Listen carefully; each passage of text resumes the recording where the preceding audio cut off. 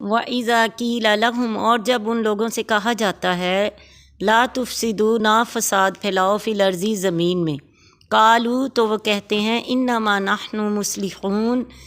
تو وہ کہتے ہیں ہم تو صرف اصلاح کرنے والے ہیں۔ ان کا فساد یہ تھا کہ ان کی دلی ہمدردیاں تو کافروں سے تھی اور مسلمانوں میں شامل رہ کر ان کے حالات سے انہیں باخبر رکھتے اور ان کے لیے جاسوسی کے فرائض سر انجام دیتے تھے۔ نئے اور ضعیف الاعتقاد مسلمانوں کو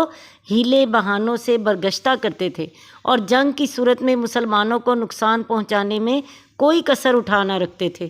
اور پھر کہتے تھے کہ ہم تو اصلاح کرنے والے ہیں اور یہ چاہتے ہیں کہ پہلے کی طرح سب شیر و شکر ہو کر رہیں اور نئے دین یعنی اسلام کی وجہ سے جو مخالفت بڑھ رہی ہے وہ ختم ہو جائے۔ جھوٹ بولتے تھے۔ اگلی آیت میں اللہ تعالیٰ مسلمانوں کو خبردار کرتے ہیں الا انہم ہم المفسدون،